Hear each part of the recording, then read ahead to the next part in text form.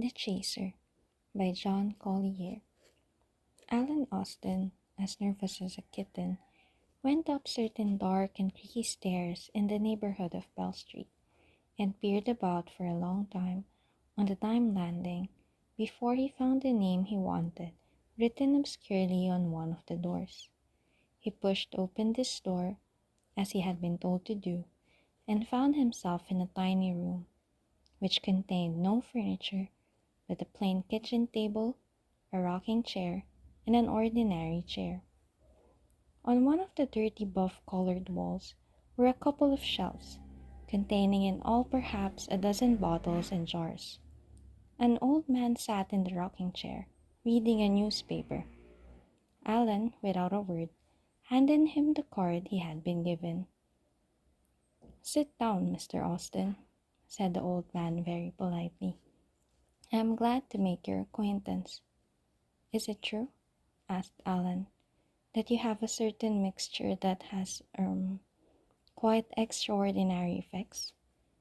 "My dear sir," replied the old man, "my stock in trade is not very large.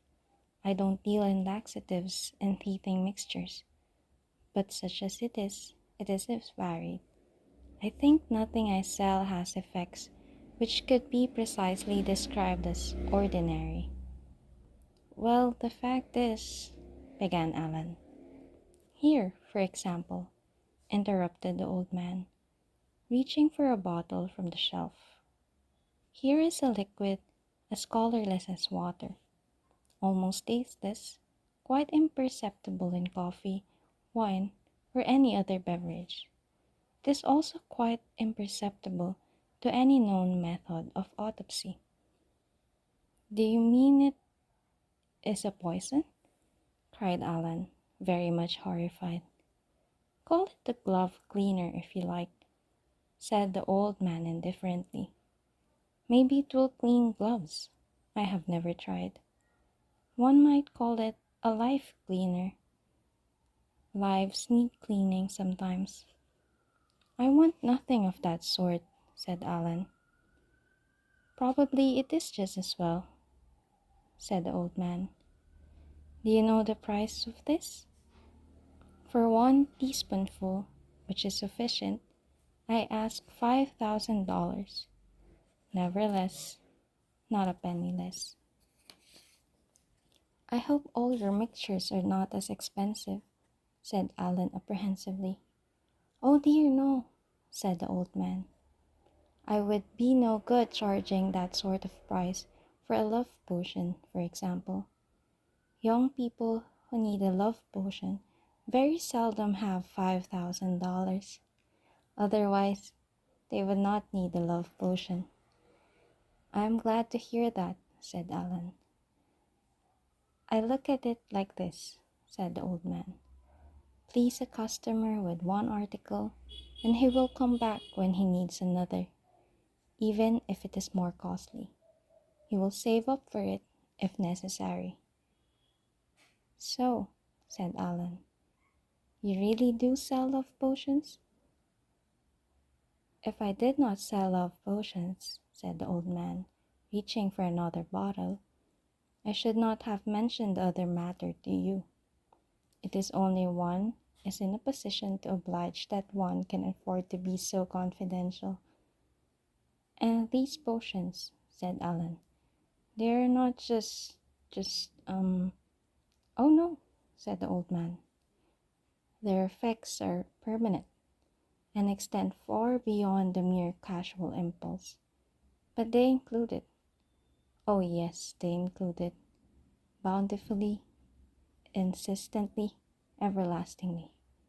"Dear me," said Alan, attempting a look of scientific detachment. "How very interesting."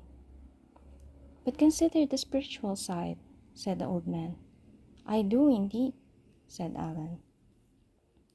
"For indifference," said the old man, "they substitute devotion. For scorn, adoration. Give one tiny measure of this to the young lady. Its flavor is imperceptible in orange juice, soup, or cocktails, and however gay and giddy she is, she will change altogether. She will want nothing but solitude and you." "I can hardly believe it," said Alan. "She's so fond of parties." "She will not like them any more," said the old man.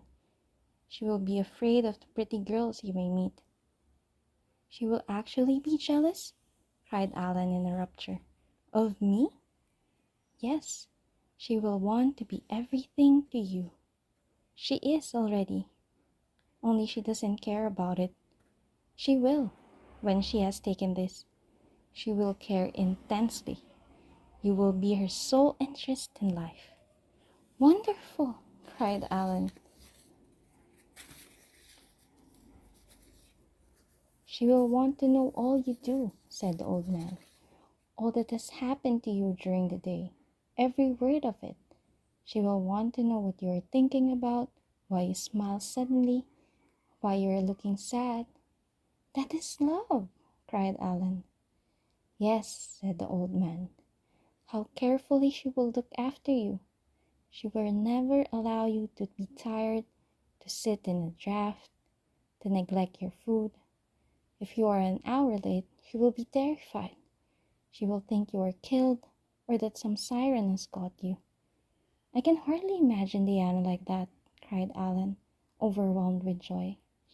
"You will not have to use your imagination," said the old man.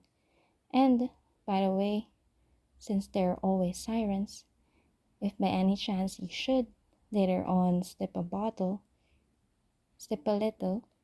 you need not worry. She will forgive you in the end. She will be terribly hurt, of course, but she will forgive you in the end." "That will not happen," said Alan fervently. "Of course not," said the old man. "But if it did, you need not worry. She would never divorce you." "Oh, no. And of course, she will never give you the very least grounds for uneasiness." "And how much," said Alan, "is this wonderful mixture?" "It is not as dear," said the old man, "as the glove cleaner, or life cleaner, as I sometimes call it. No, that is $5,000, never a penny less. One has to be older than you are to indulge in that sort of thing. One has to save up for it." "But the love potion?" said Alan. "Oh, that," said the old man, opening the drawer in the kitchen table and taking out a tiny, rather dirty-looking phial. "That is just $1. "I can't tell you how grateful I am," said Alan, watching him fill it. "I like to oblige," said the old man. "Then customers come back later in life, when they are better off and want more expensive things. Here you are. You will find it very effective."